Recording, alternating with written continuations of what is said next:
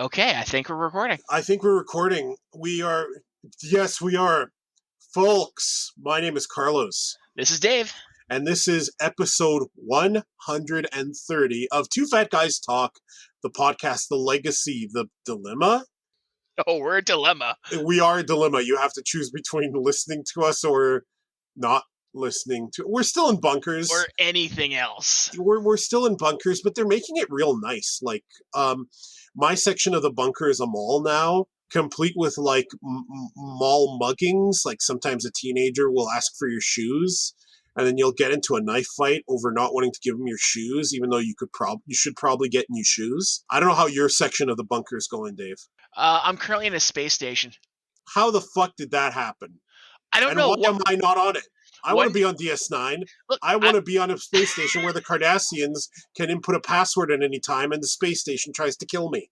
I went through an unmarked door while I was on the way to the bathroom, and all of a sudden, I'm in DS9. Oh, you went into a portal? I guess, because now... Or was it the portal? I think it was the portal, because my room is still here. Now, what year is it? Oh, see, that's the strange thing. It's 1620. Yeah, that's weird. I'm in 2021, and yet somehow we've both been getting 2021 E3 news. So I guess let's lay it out there, what we think of the upcoming E3 things for everyone, unless they've already heard this from the time warp. Well, there's a black hole outside, so possibly? My arm has been spaghettified into what I assume is a black hole for some time. And by a black hole, it's probably some vagrant's asshole, and we shouldn't speak of it. Look, he asked if I wanted to get freaky, and honestly, sometimes that's all I need. Oh, boy. So, E3 2021. There are quite a few showcases and presentations this year, some of which promise a little bit of hype for upcoming games. We are referencing the Games Radar link that I'll actually put in the show description because it's a very in-depth link that has been kept updated by Sam Loveridge. So thank you to Games Radar and Sam Loveridge for this information that we are using to base our predictions and our Previewdictions, if you will, of E3 2021. Yeah, this is the second E3 done under pandemic levels. Really not much has changed. I mean, everybody was going online with doing Nintendo-style online presentations already. Mm-hmm. This is more just a tightening of the formula in how they're doing things. Nobody's going to LA to do any of these. These are being done from, studios all around. So it definitely doesn't show a good sign for the LA convention, to say the least. The LA Convention Center, I imagine Devolver Digital, who we'll talk about soon enough, is probably really happy to stick it to the LA Convention Center and LA itself for always conspiring against letting them present near E3. Like, everyone's on equal footing right now. Yeah. Would we be even talking about half of these shows if they were still locked to the E3 Convention Center?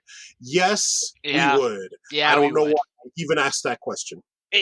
Ultimately, you're right in that levels the playing field. Everybody now, it's all online.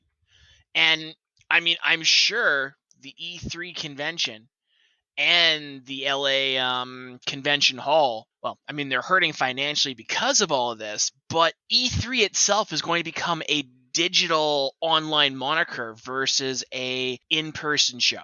Like, they're going to have to really bring out the hookers to bring back people into that convention center. Now, the quality of the hookers could bring them back. Well, it is E3, so yes, that is a possibility, but I don't see the big three especially making in-person shows again. It's not, they lose control and they spend way too much money that they don't see back, so why would they? All I'm saying is if Sony entices me with very attractive people of any gender and possessing any genitalia, and there are some nice times in a private room that we won't speak of, I'll be sitting at another shitty Sony show where they're sniffing their own asshole. I have no problem with that. Yeah, Sony especially, I don't see ever coming back to a live show. Not after that pitiful excuse for a show a couple of years ago. Oh Now, god. one thing that I don't think is on this list is the state of play that Sony did for Horizon Forbidden West. So maybe we should start with that. Sounds good. I will admit I watched very little of that show, mainly because I already know I want Horizon Forbidden West. There's no ifs, ands, or buts. That is a day one purchase. I managed to get myself a PS5, so the day I can get it, I will freaking buy it. I'm still hunting, you son of a bitch. It's hard. It is It's hard. It's fucking really hard. hard. I'm actually soon going to have a streaming setup here so that I can stream my console games on Discord and still play them like free. It involves an HDMI switcher, a streaming box, and some prayer, but it's going to work. Mm-hmm. And yeah, my I want the PS5 to be part of that. Yeah, no, it is. In the past, I was able to blame Sony's manufacturing that they weren't bringing out enough stock. Right now, it's not really Sony's fault. I mean, we're dealing with a worldwide chip shortage that's affecting everything from TVs to cars to bloody modems. Yeah, it's everything. It is, and we can blame cryptocurrency and Yeah. its great granddaddy currency for all of this. Yeah. But we've gone over the chip shortages and everything else in the show like 5 times. So moving on, Horizon Forbidden West looks amazing. Is the first game out on Steam yet? Yes. Yeah, I wanted to play it back then, and since I've been playing most of my games on my PC over Steam, well, over any service really, because I consolidate them all with Play Night. Shoutouts to Play Night. Yeah, I'll probably jump on that ship sooner rather than later. I mean, it being a PC port, it launched in a not great state, but they've managed to bring it up to proper levels with patching. Nice. So the game is... I mean, it is a great game. I really enjoyed the storyline. I'll be going through the game again and the DLC before the next game comes out. It is a great game. The Sony quick look was really just highlighting Horizon Forbidden West, as they've been doing with their shows, highlighting one game really, which isn't a bad way to do it. I mean, that more in-depth look into the game. I mean, when they did the Ratchet and Clank game a few weeks ago, I mean, that sold me on playing that game because it looks fantastic. Yeah, I do like it sometimes, like, obviously when it's a game I actually want to play. Yeah. But it could even make me a fan of something I wasn't interested in. So I like hearing developers talk about why they made choices, even if I don't agree with those choices. Mm-hmm. So yeah, like the Sony quick peeks has been actually a really good thing for them. I've enjoyed them for the most part. I think their state of play strategy in general has been good. Like, it's an obvious copy of the Nintendo Direct format, but that's actually a good format. Like, Nintendo was onto something when they started that format. Like, it's a good format. It's a little snippet into games you might want. It's cool. I like it. Yeah, so I have no problem with any of the companies copying something like that works. Yeah, I agree. Just as long as Sony doesn't start smelling their own farts again. No, they are always smelling their own farts. I know, but you know what I'm trying to say. Have you smelled your own farts? Sometimes the home brand is good. So, about Guerrilla Collective. Yeah, Guerrilla Collective 2. So I saw some of it because I had some shit to do this morning, and the parts I didn't see, I kind of paused the stream when I wasn't seeing them, and I skipped through what they were showing unless I saw a cool trailer. Mm-hmm. And I put the trailers that I found neat on our group chat. There were some games there that I didn't know if I remembered you mentioning them. They didn't interest me a lot. You're not into Eternal Cylinder, are you? I don't even recognize the name. Cool, then no worries. That was the one that I thought, this seems like the kind of game Dave might be into. Tell me a little bit about it. I don't really remember much about it because that was one of the parts I was skimming through, and I'm like, this looks like one of those crappy fucking flowery type bullshit games that Dave likes. Well, one second. Let me just find the stream here quickly. Maybe I'll look for Eternal Cylinder myself too. Guerrilla Collective. Yes, thanks for pasting in the entire link there. There's actually a website for it, eternalcylinder.com. Oh, well, that makes it easier. It kind of reminds me of that bullshit Peter Molyneux game that he was hyping forever. Was it Spore? Wait, is that one of the monsters from that really shitty Braid? That was it. Is that a Braid monster right there? I mean, isn't everything a Braid monster? Well, not everything sucks. Yeah. Okay, one second. Let's see this trailer. Well, oh, okay. So it's got this. Okay, so that's where the Eternal Cylinder comes from. Interesting. So is this an open world game? Yeah, it's there was enough in it that I'm like, this kind of an interesting concept, but it's not for me. But maybe Dave might like it. Like, I say that with such venom. That's so mean of me. Maybe Dave will like this garbage. Well, I do like open world creative style games, but I can only see myself playing this if it was multiplayer. Like if I could 2-player this with another friend, maybe, but well, if the Eternal Cylinder can't be stopped, then what's the point? Anyway. Well, obviously you're going to be able to find a way to stop the Eternal Cylinder. You're going to be able to fly over it or kick it back or whatever. Okay, so my first thought on this game is it looks pretty. Oh, it's a pretty game. That cannot be denied. But I would need to see a lot more actual detailed gameplay to be able to say whether I would play this with a friend or not. Single player? Oh god, no. Fair. That's totally fair. Other games that caught my eye were Anno Mutationum, which is Have you played the Anno games? Oh god, what are you going to tell me that's going to immediately turn me off to them? Well, if I'm thinking of the right... I don't know if this is related to the Anno city building series. I don't think it is. Oh, okay. Because the Anno style of games, I mean, it's okay for the first little bit, but then it gets really This is a shitty. 2D. This is a pseudo 2D 3D action adventure. Oh, It kind of looks like if Fez wasn't garbage and started an anime girl in a cyberpunk city. In fact, the Steam page for it may tell you everything you need to know in a few screenshots. Why don't I send you the link? Anno Mutationum. Yeah, take a look at that. They showed that, and that caught my eye right away. In fact, while I'm on Steam, I'm putting it on my wish list. Okay. And wish list. Yeah, it looks pretty neat, eh? It does look pretty neat. I'm surprised I haven't actually already seen something on that one. They also showed... So it was something Bloodstained Ritual of the Night related, so I was paying attention. Yeah. But it didn't look like new content. It looked like a mix of existing content with a lot of praise. So I don't know. I do know I read news that apparently the sequel to Ritual of the Night is in development. Boo. No, Ritual of the Night. Oh, okay. The 3D really good one. They're not 3D. And fuck you. Bloodstained Curse of the Moon is fucking amazing. Okay. And Curse of the Moon 2 is even more amazing. Okay. You motherfucker. You should co-op that.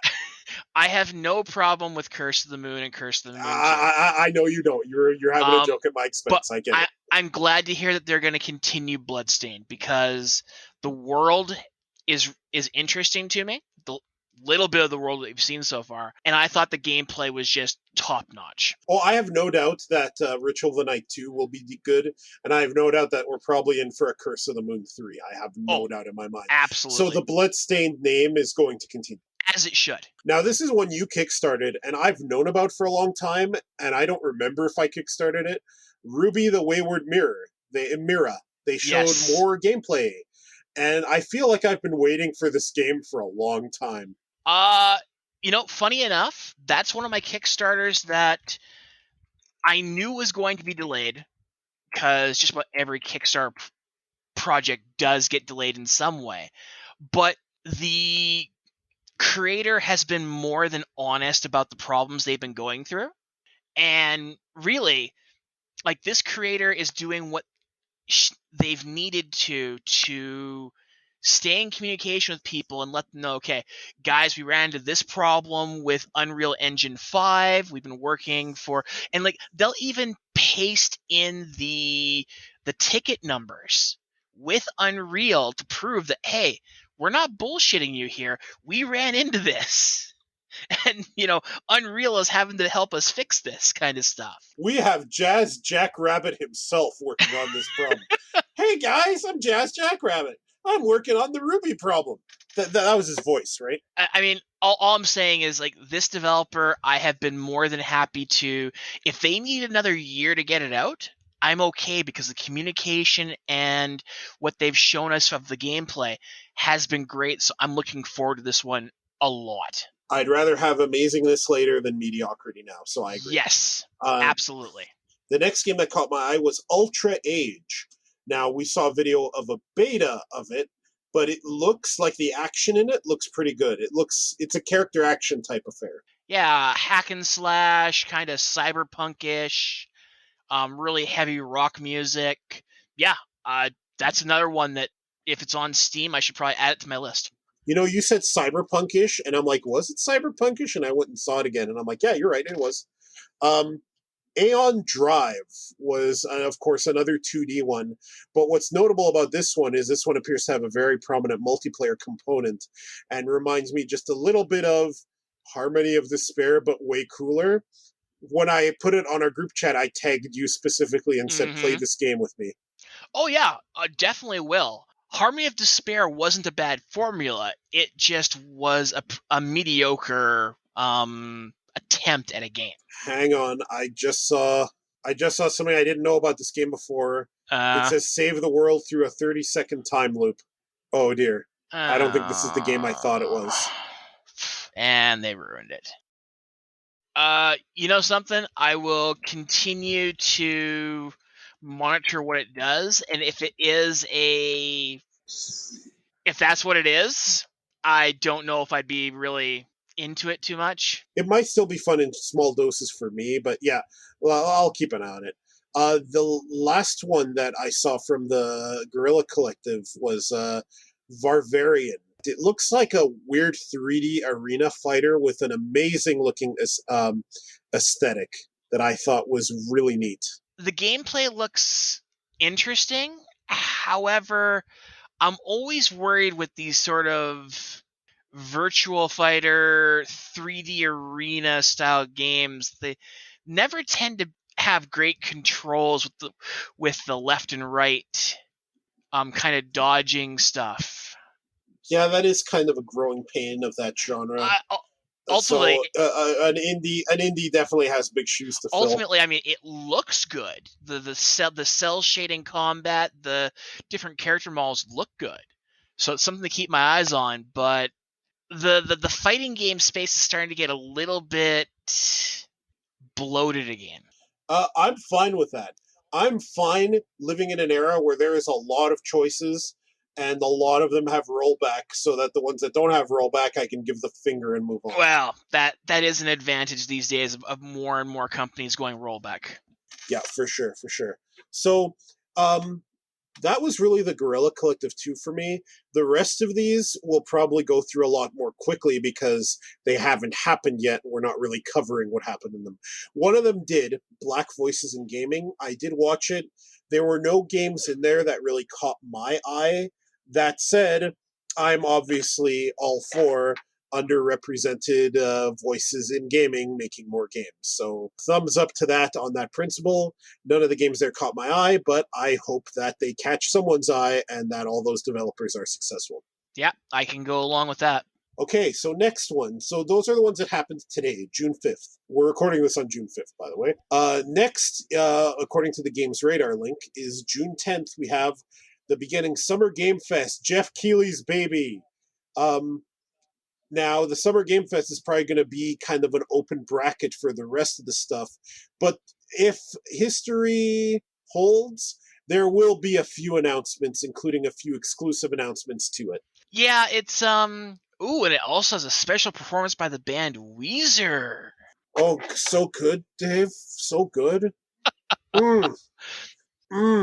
I just came a little in my pants right now. Someone tell Elon Musk to make a fucking non-fungible token. I'm sorry. I'll stop.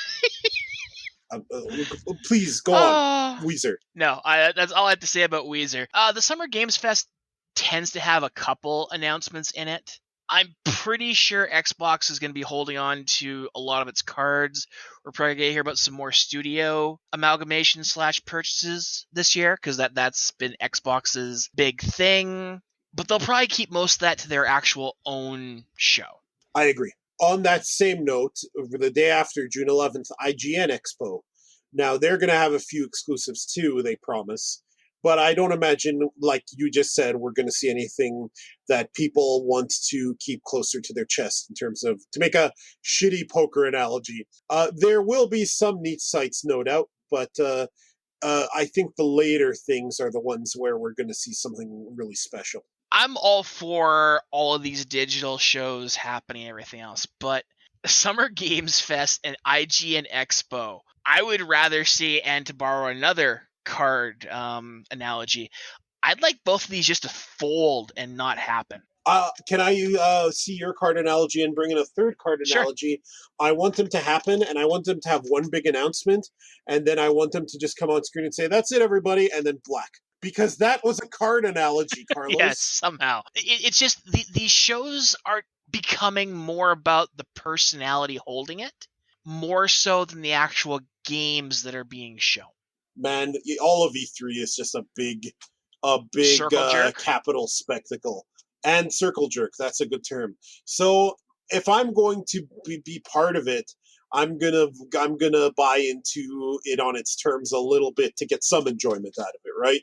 It's the harder to find stuff that I want to be shown on these sort of shows. Like, why the hell do I want to listen to IGN staff talk about games? Like, at least the Summer Game Fest is doing a multiple thing, but IGN, really? Now, Devolver Digital. That's actually, oh god, yes, they put on a show. As for IGN, it's, to me, it's very similar to the Game Awards, Mhm. where I have it in the background as I'm chatting with friends and doing something else, and that is a good enough time by itself. When something really hype happens, I'll tune in, and then I'll just have it in the background as I talk to people. That's what I imagine those will be like for me. There'll be stuff I listen to in the background as I'm working, more likely. I mean, more than likely. the shows that always make me cringe at E3 is like the Future Game Show or the PC Gaming Show. Now, the PC Gaming Show has gotten less and less cringy over time. Like, I mean, when it started, it was bad. Yeah, but yeah, they've realized, hey, we should actually tell people why PC games are good, not just brag about how much money we have. Yeah, pretty much. You're right though. Devolver Digital, the future begins again on June 12th. Nina motherfucking Struthers. Just has been a delight. Of the shows happening this year that you can see on Games Radar, which are the shows that you are just really meh on? I think we've been going through them as we go through. I mean, Wholesome Direct. So far, well, no, hang on. Let's do them in order because as we go through them, we can voice our venom. Okay, so Devolver Digital. We already said we're looking forward to it. It's going to be another spectacle. Yeah, that's on June 12th. What day is that? That is a Saturday. That is a week from today. So yes, I will get to see that. Not have to worry about being in the office that day. So that's good. Then it's another Guerrilla Collective showcase, which is fine. If today's was any indication, I'll probably tune into that because there's probably going to be some shit to watch. Wholesome Direct. I don't know, man. Now there are some of my favorite games are what you might call wholesome games, but I don't imagine we're gonna get the next Mario 3D World out of this. I mean, they're saying that they're going to feature over 75 games, but really, who decides whether a game is wholesome or not? That's a very individualistic thing.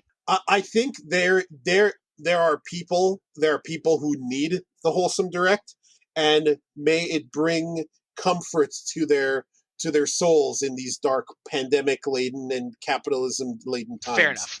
I feel you, but I'm probably gonna laugh. Next is Ubisoft. Now this is I'd rather see 7 wholesome directs than one of these. Holy shit. I don't think I've ever liked a Ubisoft presentation. I've always just been kind of meh on them. We'll see more on Beyond Good and Evil 2, I guess. And we'll see more of an actor I really like in Far Cry 6. But otherwise, this is one that I'm going to be like, man, I sure hope that that I have some errands to do so I can make an excuse to not watch it. Maybe we'll see the first inklings of their Star Wars game. Let's be glad for one thing. Because of how bad EA has done with the Star Wars franchise, Ubisoft was the first nail in that coffin of EA no longer having the Star Wars franchise just to themselves. I am not grateful. No, I am. Even though... Because it's Ubisoft. Maybe if it was Capcom, no, I'd be a little more hyped. No. You don't absolutely think not. Capcom would make a good Star Wars game compared to Ubisoft? Don't even front. Don't even fucking front. When Capcom can make a good Star or a good Street Fighter game, we'll talk. They can make a good Devil May Cry game, and that's more like what the Star Wars would be. You were a fan of The Force Awakens. You know Capcom would do a game like that justice. You have more faith in Capcom than I do. I suppose I do. And we both have almost no faith in Ubisoft. So, moving on. What the fuck is Gearbox Entertainment doing here? They're doing a show? Yep. Is Randy Pritchard or whatever his name is still in Gearbox? Yes, but hopefully he's not there because he's a complete dick. Oh, they're gonna have a new Borderlands project, including a spin-off starring Tiny Tina. That might be good. Are we going to see Randy just groping the shit out of her? That fucking, degenerate fuck? Yeah. What the fuck is Gearbox doing here? Well, I mean, they do actually have a number of studios underneath them now. And they... underneath them is right. High five. Yes. I mean, Godfall wasn't a bad game, but the fact that it was always online on PC made me not touch it. It looked okay. I've loved the Borderlands games, with the exception of the last content they brought for Borderlands 3, because they So get this. Borderlands 3 DLCs are usually heavy storyline games based on old characters from previous games. Mm-hmm. And they're really good at, bringing out some of the emotion and everything else. I mean, 2 or 3 expansions ago, we had our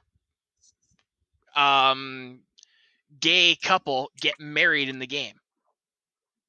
And cool. that was an amazing DLC. It was emotional, and it was fantastic to see these characters get together. And the storyline was great and everything else. But then they release another good storyline after that, and then they release because I mean, Borderlands is the billion guns game. Get your stuff together, use your powers, and take down the enemy.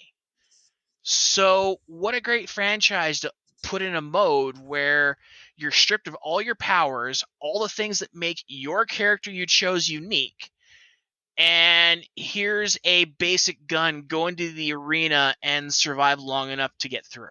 They put in a fucking arena DLC.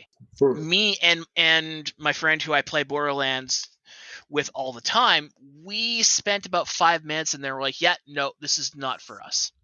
And the fans of the franchise basically gave the same feedback. It's like, guys, we get what you're going with here, but you fucked up.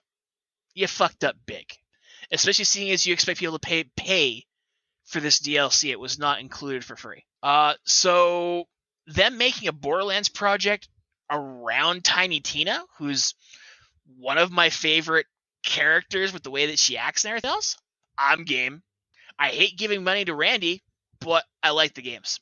Kudos to Games Radar for keeping shit updated, I guess. That's all I can really say about this list, having Gearbox on it. I love the title of the next one. Xbox and Bethesda Games Showcase. I am fairly excited about this one because, believe it or not, there are a couple of Bethesda titles that look pretty neat that I'm looking forward to.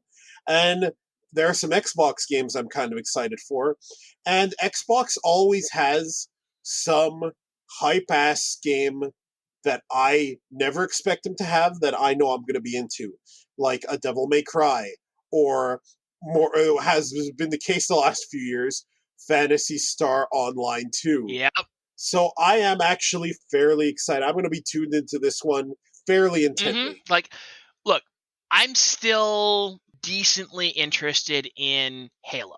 I want to see the next game be a good game. Starfield. I'm kind of interested in Starfield despite all of my better judgment. I'm hoping that Microsoft's inclusion in this development process is going to smooth it out. Well, I'm hoping Microsoft having bought Bethesda means that Starfield will use a new fucking engine and not just the Fallout 4 engine, which is the Fallout 3 Their engine, garbage engine which is that let people hack Fallout 4 assets into the MMO game world of Fallout 76. You mean that engine? Yes, the Fallout 4 marginally tweaked engine. So, I mean, Starfield, if it's on the same old engine, I'm out. I'm just out. But Microsoft has a ton of AAA studios. Now, AAA doesn't mean the game's going to be good at all, but the fact that they've bought a bunch of really big studios that are doing really good work, I'm looking forward to seeing what they're going to bring to the table. I'm hoping for a Wolfenstein 3 from within the Bethesda studios. We're going to see probably an announcement for the next Doom Eternal DLC. But outside of that, I don't know how much I care about the games coming out of Bethesda itself. This show is going to have a lot of stuff I don't care for. What I'm excited for is the stuff I do. Exactly. And Xbox has consistently had at least like 2 really hype things every showcase. I'm hoping for Microsoft's sake, at least, that they're going to bring their A game to this show.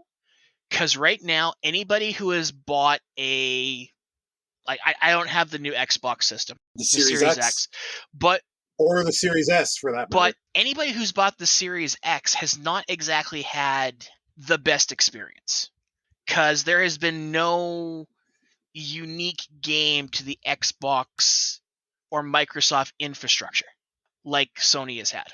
So it's time for Microsoft to bring the games. Yeah, I agree. Speaking of bringing the games, the next one is Square Enix.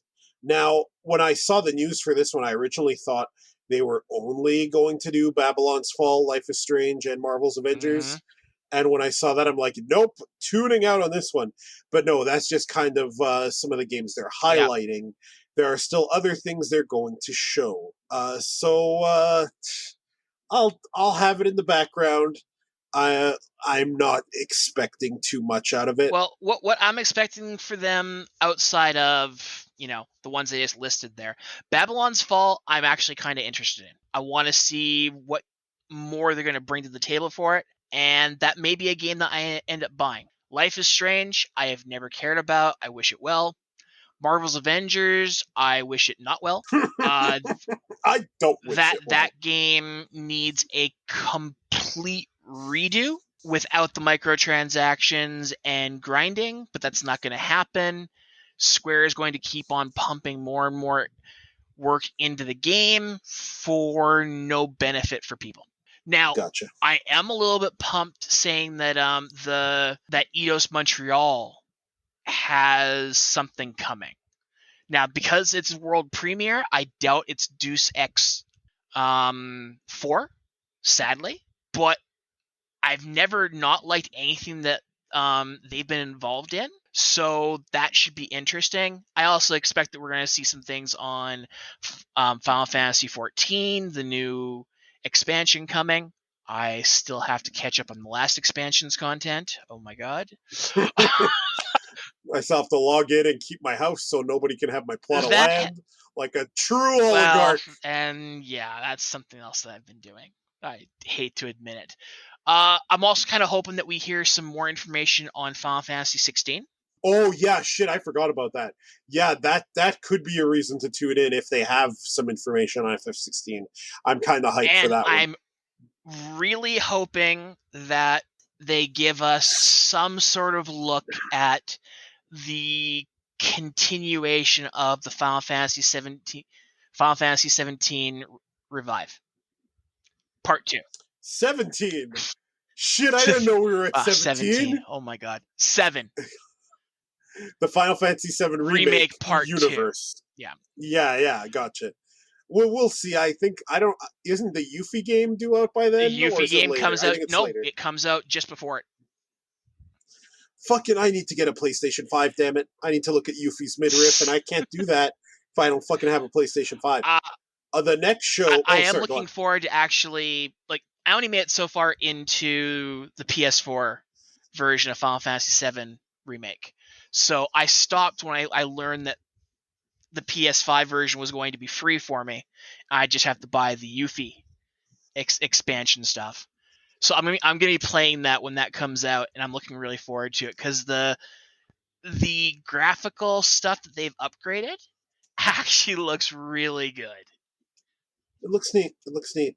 You are going to be playing that in the future. Yeah. And speaking of which, the Future Game Show is also on June 13th. And it's going to be hosted by Laura Bailey and Troy Baker. And I'm going to have it on in the background and expect nothing and hoping we get something. Well, I figure the Future Game Show will get more indie titles, and that's fine. That's just fine. Give them more actual airtime. Show us some of these really good titles that indie developers are bringing out. That's fine. There's a place for them. But yeah, it'll be in the background. June 13th is packed. Like the PC gaming show is sometime on June 13th as well. That's a Sunday. The same day as all the rest of these. Sunday. And so that one is there's usually something good on that show, and it's like you said, it's a lot less cringe. So I'm probably going to tune in. And then sometime June 13th as well is going to be the Warner Brothers showcase. They're going to have some part to play on June 13th, apparently, and that probably means something to do with their DC properties. So maybe we'll see something on Injustice 3. Maybe we'll see stuff on Gotham Knights. Now, this is just a rumor. Word on the street is that we may not be getting a Mortal Kombat, whatever the hell the next number is, or 12. We may not be getting any fighting games from NetherRealm this E3. Oh? It's set. Well, you were out on the street, so tell me what the street people are saying. It sounds like they're being brought in to help another studio develop a new DC property. I see. Now, rumors are that could be the long since rumored Superman game. The Rocksteady Superman we never saw. It could also be a continuation of, Batman. Mm-hmm. But the idea of NetherRealm not working on a fighting game is actually kind of weird. It is a little weird. That's kind of their thing. It is, and they're really good at it. They're named after a lore element from their main flagship series. Now, so NetherRealm is really good at their fighting games, hands down. But I think NetherRealm is actually even better at doing their stories and their CG fight scenes. They're quite good. So I can see them having NetherRealm kind of stepping back from doing their own game and have them doing the storyline and that sort of content for another game. I hope against hope that they've also stopped crunching their employees, but we all know they haven't. Yeah. Next. Garbage society we live in. The next one, June 14th. Finally, we're at June 14th. And Capcom is here, but there's no real description, so no idea what they're going to have there. In terms of Capcom stuff, we've been due for Mega Man 12 for some time, and they keep promising it's in development, so we'll see.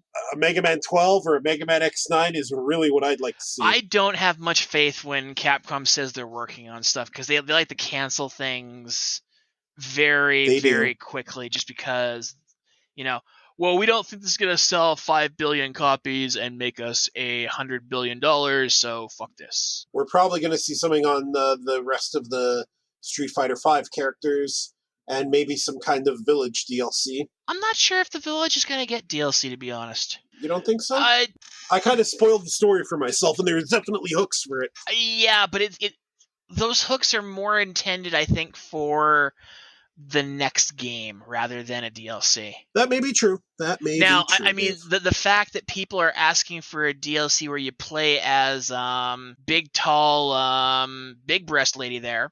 Lady Sure. Dimitrescu? Dimitrescu? Can we just call her the tall, big boot vampire? It's No, much we it's can it's, refer it's to her by much her. easier for me We to can say than refer her to her name. by her proper name, Lady Dave. D, got ya. I'll accept Lady D. Can I say Lady Double D? I will allow it. It's amazing just how popular that character is. Yeah, and she dies in the first act. Spoiler. We put a spoiler warning on Yes, this. we did. People know what we're about. Next studio, Take-Two Interactive. What the hell does Take-Two do? Well, They own Rockstar. they own. They own 2K So Games. the game I'm looking forward to most, I hope they show off, is BioShock 4. And they say down in the description that could give us new info on BioShock 4.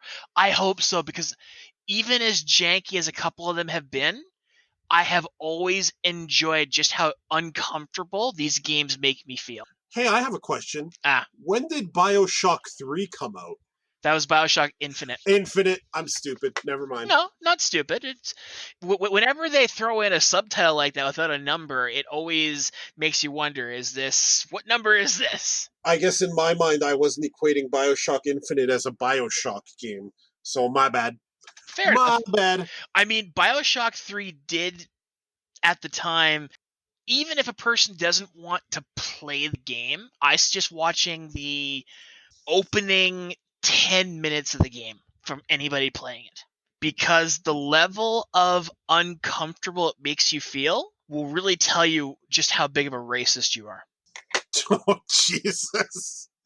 There's a podcast I listen to. It's an older episode of this in the Andy Daly podcast pilot project.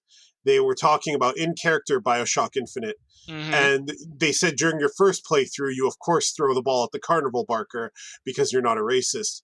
But then when you play it through again, you really want to know what happens if you throw it at the black guy. And you do it and you feel terrible while you're doing it, but someone stops you. So all you get is the shame of feeling racist. That game, even knowing what I did going into the game, I never realized just how uncomfortable I could feel just walking into that sort of environment. It was so uncomfortable in how it showed everything, all the way up to the scene that you're talking about. It just, it something special. Now, a bit of a formatting issue on this Games Radar article. That Capcom description is here. It's down here. You're right. And they're talking about that they might want to see stuff on Pragmata. And I forgot about this game's existence. The one with the weird astronaut guy and the girl, and you crash through the sky. Yeah, the one of the games that last year you and I were drooling over. Yeah, and now we have nothing. It seems very Hideo Kojima-ish. I honestly thought it was going to be Death Stranding 2. That's how Hideo Kojima it was. Yeah, coming in 2022, supposedly. But still, I'm more than open to seeing more on that game, because it looked interesting. June 15th, that Tuesday, we have the Nintendo E3 showcase right in the morning. And they didn't do an E3 showcase last year, but since they've started doing directs again, they're going to have another direct on June 15th. Going to be about 40 minutes. Now, we now know for sure that a Switch Pro is pretty much inevitable. Yep. So they're I believe there is a well over 40% chance we're going to see this at this showcase. I hope we... I'll start with my sure things first. We're definitely going to see the next Smash DLC character. Yep. I hope we see more on Metroid Prime 4. I hope we see more on Breath of the Wild 2. And I kind of hope we see Mario Kart 9 finally, because even though we had a Mario Kart game on this console, it was a Mario Kart game that was a port. Yep. So I'm hoping that we see a proper Mario Kart for Switch and they have the double carts back. Oh, that Those would are be my awesome. hopes. Those are my hopes for Nintendo's. So from my side, I agree. I want to see more of Breath of the Wild 2, especially because I want to see how much that Age of Calamity game has now affected Breath of the Wild 2. We're going to see more on Pokemon games. I don't care. Mm-hmm. I do hope we see something on Metroid 4. Metroid Prime 4. There is a difference. Okay. Metroid 4 was Metroid Fusion on the Game Boy Advance. You know something? I would love to see that that's being ported to the Switch because I liked Fusion and it deserves to be on the Switch. Mercury Steam or Mercury Stream, whichever one of those two names is correct, they did do a port of the other portable Metroid, of Metroid 2, so maybe they'll be tasked to do one on Metroid 4. That would be awesome.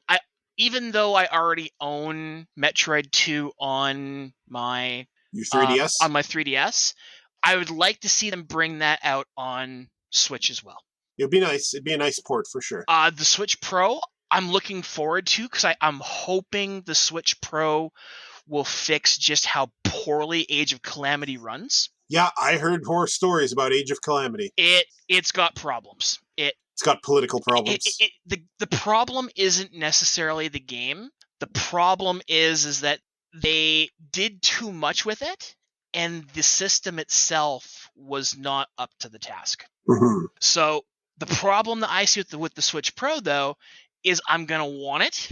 And much like the PS5, it's not going to be available because of the chip shortage. Yeah, that's valid. Now, do you think we're going to see a new Mario game at this E3? There's a possibility. Because they could do Mario Odyssey too. I mean, I could hope that Mario Galaxy 2 is announced to come out on Switch.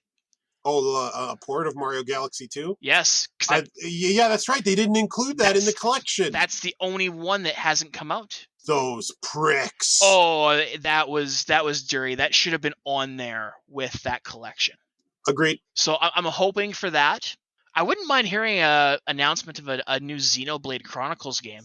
Yeah, a lot of people would like that, I think. I'm also looking forward to the World Ends With You Neo game coming out. Some showcase is going to have it, whether it's Squeenix or Nintendo. Because I know you weren't a big fan of it, but I thought the world and the characters were actually quite fun. I can feel the Kingdom Hearts oozing off of that thing. You know, so it's not really for me. But I say this with no venom, wish it well. And I can accept that. I do feel that saying it has the stench of Kingdom Hearts on it kind of insults The World Ends With You. I didn't say stench, I said oozing. I was channeling my own disgust. Because I own a copy of Kingdom Hearts 3. It is currently sitting on my shelf, sealed, because until they release all the DLC, I do not give a shit. Cool. Okay, and we're off. Sorry, I didn't mean that sound as rude as it came out. Fuck Kingdom Hearts. Next thing, EA Play, which is way in July, and so I don't know. My thoughts are, who gives a shit? There are a total of 2 titles that I care about out of EA. Is Dragon Age 4 one of them? Dragon Age 4 and Mass Effect 5. 5? Now, I am going to buy, probably in August or September when I have time, I'm going to be buying the Mass Effect trilogy. Because I loved Mass Effect 1, 2, and 3, and I even enjoyed Andromeda. Andromeda was janky as fuck when I played it, and hadn't had all the patches to make it look less ugly, but I still enjoyed it. So I will have fun going through like 300 hours of the Mass Effect trilogy. Dragon Age 4? Oh, now that we've had this stench of multiplayer removed from it. That's the word of the day, stench. It has come up a number of times, hasn't it? You know which game I'm surprised isn't mentioned here, but I'm glad? Let me guess. Hang on, EA. The Command and Conquer mobile game. Actually, I was more talking the entire E3 list. rather than just EA. I'm moving past EA. Okay. Hang on, give me another guess. We played Tales of four. Arise, We've played 4 of the 5 games together. I'll give you that hint. Gears of War. Yeah, there I should is. probably work through 5 at some point. I don't wanna though. If we're gonna do that though, let's do it together. But I don't. I'm gonna associate it with you, and then it's gonna be even worse to see you. That's so mean. What a prick I am to say something like that. Man, Yeah, we'll have to go through it in small doses. yeah. But yeah, no, there is no new Gears of War announced. They are kind of putting the series aside to work on other things for now, which tells you how much damage 5 did to them. Yeah, you know what the next Gears of War should be? An It should be apology. way in the future, and it looks like Metal Slug, 2D game. That would be Not even joking. That would be funny.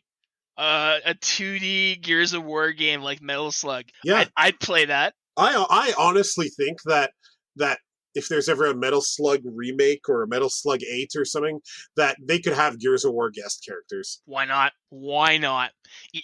Gears of War guest enemies. Yeah, it fits. You fight aliens and mutants and shit in fucking Metal Slug, so They can have portals opening up that bring in, like General, what was his name from the first game? General Rom. General Rom. All of a sudden he comes out of a portal and you're having to gun him down. That'd be a cool fight. Exactly.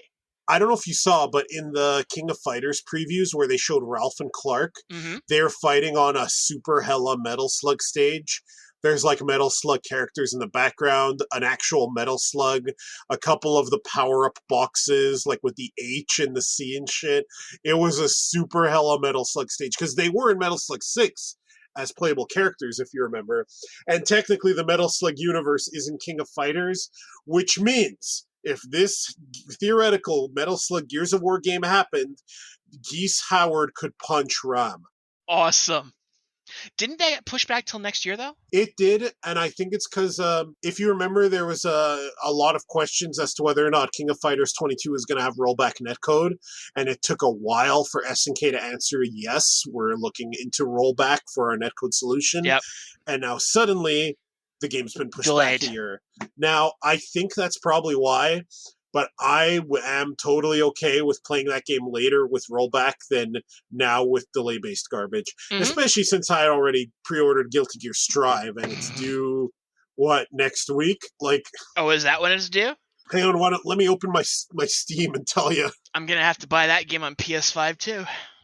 You could. It's coming on Steam as well. That's where I'm playing it. That's where I pre-ordered my copy. Let me tell you the date. Just gotta open my Steam client, which I do through Play Night. Play Night's just been great. Until it disappears. Shut up. Whole reason I'm not using it. Also, I have over 3,000 games on Steam, so yeah. Guilty Gear Strive is June 11th. Yeah, so next week. Next Friday. That's correct. And it has English voice acting. Yeah, and the latest beta on PlayStation actually had some of that.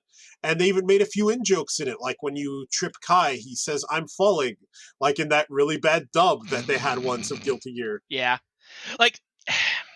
I'm glad they've come back to giving it an English dub. I really think Guilty Gear works better in English, especially since the world is supposed to be kind of based off American rock sensibilities mixed with future steampunk. Yeah, I'm glad to. I like Guilty Gear with English voices.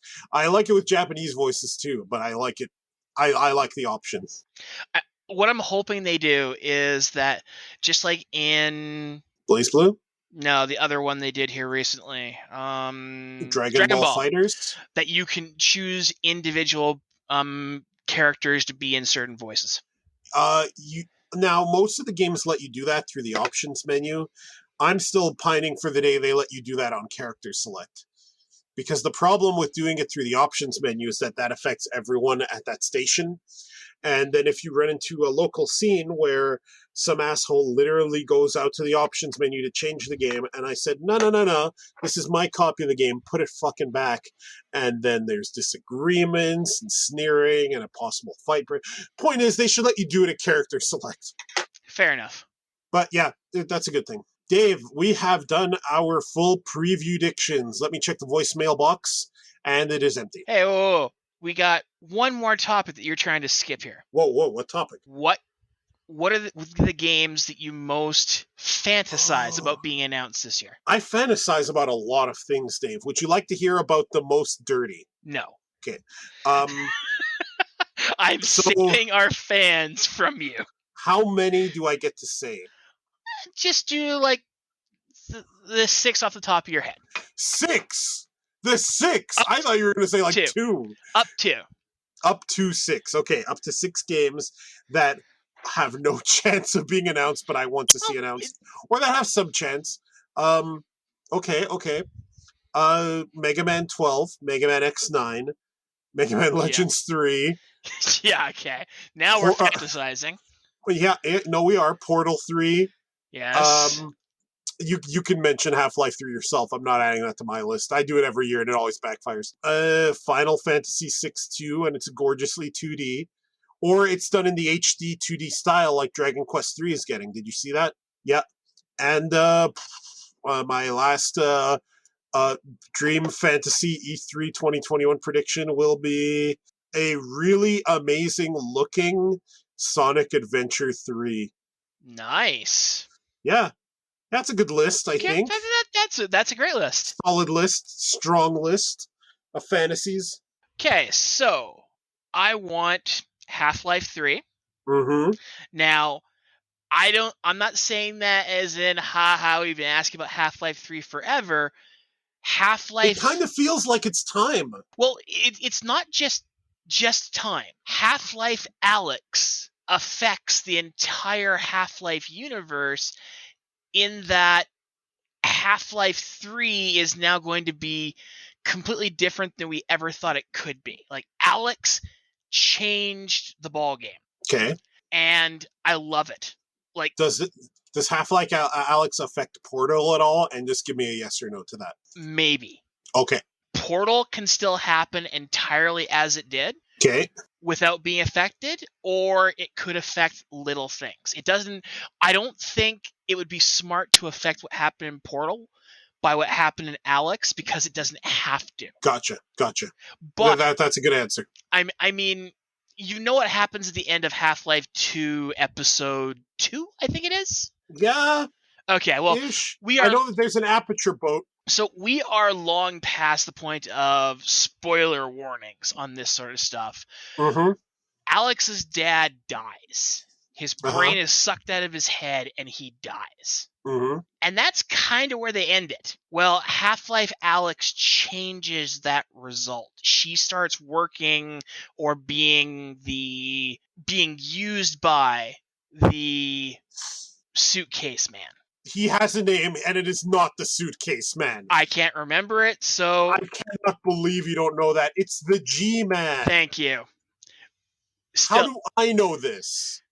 I just forgot it. But anybody who knows Half-Life would know who I was talking about. Yeah, and they'd wonder why you didn't. And that is a fair criticism, my friend.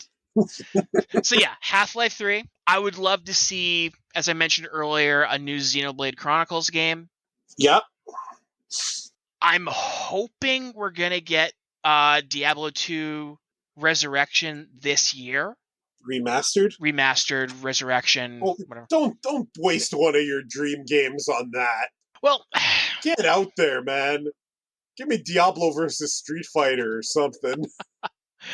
Now, speaking of crossovers, I want a new Alien versus Predator game. By Capcom? No. I want somebody competent. By 2D Capcom? No. You don't lie and say you wouldn't love a sequel to that arcade game. I will not lie. Yes, I do. Absolutely. But okay, sorry. I'm interrupting your list a lot. Go on. But if I want a Alien versus Predator game, funny enough, made by Gearbox's Borderland studio. Because they know how to do combat, we just need to get them to know how to do versus. That's been a dream game of mine for a long time now. I loved the Alien versus Predator series in a multiplayer setting. How sad is it that one of the best examples of that is still AVP on Atari Jaguar? One of the better games on that system. Well, you got to have one or two good games on there. Yeah, and I just mentioned them. It's that and Tempest 2000. Like, now, this one I know is never going to happen, but no, good. That's what I want to hear then. I want to see a Dragon Warrior 4 done in the style of Final Fantasy VII. Oh, you want a full FF7 remake of Dragon Warrior 4. Do you then also want 5 and 6 since they're in the same world? It would be nice, but if I just got 4, I would be more than happy. Okay. Because Dragon Warrior 4 still remains one of my favorite Dragon Warrior games, followed up by then 8. And actually, man, if we got an actual Switch port or a main system port of Dragon, at that point, Dragon Quest 8, that would be awesome. Dragon Quest 8 is a game I liked the demo for. I didn't end up playing the full game. I have it on 3DS. I actually have most of the Dragon Quest games on one system or another and have been slowly working through them. I'm still going through 4 on mobile. Do you have a digital copy of 8 or do you have a physical? It is a digital. I got it on the digital store. I got 7 and 8. I've actually looked into getting a copy of 8. I still would prefer it on Switch versus 3DS just because of being able to play on my TV. Well, yeah, of course. Of course. I hear you. But copies for that are so freaking expensive. Yeah, I know, and Nintendo never lowered the price on them. You can go to their digital. I think I'm gonna before I am talking out of my ass. Hang on, Dragon. Nintendo Quest. barely ever lowers their prices. No, barely. I don't. I understand that. Please don't get me wrong. I know. Yeah, you can still buy it digital for $49.99 Canadian. Which is about $150 less than it is physical. Yeah. And you get 250 gold Nintendo points if you get it. Oh, goody. Those are not bad. They actually do lower price than like what you pay on new games. My last thing I'm hoping for from the PC games announcements than anything else is I want to see a main studio make a full-length VR RPG. Not an MMO, not something half-assed. I want a proper effort, full-blown VR game. Do you mean a Western style RPG in the vein of Oblivion, or a Japanese style in the vein of 7 Remake? I will take both. Gotcha. I am not biased against one over the other. I just want a AAA game like Alex, Half-Life Alex, that can show off how much power and how much performance we can get out of a full-fledged, full-effort VR game. Yeah. No, it's a good list. It's a good list, Dave. See, it feels good to embrace the things that'll never happen or that have a slim chance. And then when they do, you can be back and be like, I knew it. Well, yeah, I'm really hopeful for a bunch of this stuff. It's the fact that the main systems are getting powerful enough to start, I'm not going to say challenging PC, but actually reaching some of those heights. I'm not saying it from a superiority standpoint. I'm talking that, it's good that they can use the hardware that allows graphics to get as good as they are, to have the smooth gameplay and just everything else. I wish you could see my sarcastic nod right now. I mean, I love my PC. I love my PC. That's how I've been doing most of my gaming is through PC, and I still have this anti-PC master race sentiment. Well, and that's just it. The moment you start looking at it as we're better than you, you kind of lost. Yeah, no, and I know you're like that. It's just it's an interesting dynamic. It always has been. Yeah. Give everyone a free gaming PC. That's what I say. Yeah. Devonil, I think we're good. I think we've had a good discussion. Folks, what do you think of E3 2021? Is there anything you're looking forward to? Or if you want, send us voicemail after you've seen the various shows, because we're going to talk about most of them. And if you bring up something we weren't going to talk about, we'll definitely talk about it. Unless you say mean things about my anus, and all I'm going to say is if you're gonna pull my hair, at least fuck it. I don't know where this is going. Point is, stay out of my booze, and make sure that you go to animariv.xyz for more of this podcast and for other projects that we work on. And you can leave us a voicemail there. And did I forget anything, Dave? No, I think that's good enough. Very good. Dave, as has been tradition, because I put you on the spot and make you do it, leave our listeners with a very good gaming-related thought that will brighten their day. Tune in next time. Motherfucker.